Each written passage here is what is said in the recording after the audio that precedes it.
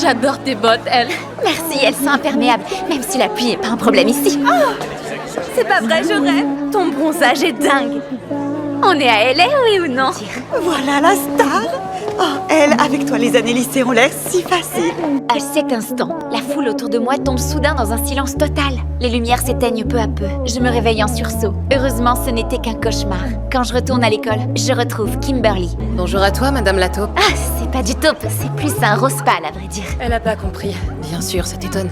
Comme Donna a été injustement licenciée, je me suis dit qu'on pourrait peut-être mobiliser le corps étudiant en son honneur. Pour moi, cette idée était tout simplement parfaite. Mais ces paroles suivantes m'ont complètement refroidi. Mais tu crois pas que le meilleur moyen d'honorer Donna, c'était peut-être de pas lui faire perdre son travail? En gros, personne veut être vu avec toi. Bref, moi je vais honorer Donna en étant déprimée, et toi, t'as qu'à retourner faire ce que tu fais de mieux, c'est-à-dire tout ramener à toi. Je reste figée sur place. Mon sourire disparaît instantanément, alors que je commence à perdre patience. Je rencontre une fille. Ça va? Désolée, ça fait longtemps qu'on m'a pas regardé dans les yeux.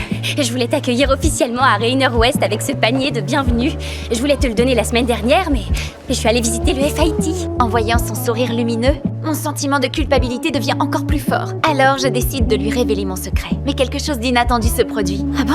Non, je suis féministe. Autrement dit, je défends les droits des femmes et les fautes des femmes.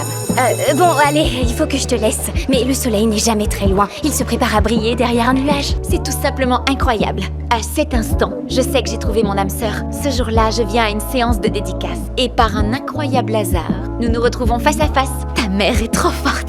Et en plus, elle escalade des montagnes. T'es venue, c'est incroyable. Personne du lycée vient jamais à ces événements. Je sais, c'est une lecture, c'est pas Carpet Mart, mais quand même. Nous discutons avec une telle complicité. Mais quand nous parlons de mes bottes roses, une conclusion incroyable me traverse soudain l'esprit. Monsieur Anderson a une maîtresse! Alors hier, j'étais dans son bureau et j'ai fait un commentaire sur une veste en daim orange, soi-disant celle de sa femme. J'ai pensé, mauvais choix de couleur pour une rousse, mais qui suis-je pour juger? Ensuite, il a dit qu'elle était supporter de l'équipe des Mariners depuis son enfance. En d'autres termes, elle a grandi à Seattle. Et les femmes à Seattle ne portent pas de daim! Je suis complètement bouleversée de joie. Je vais utiliser cette preuve décisive pour révéler au grand jour le vrai visage de Monsieur Anderson et ainsi réparer mes erreurs.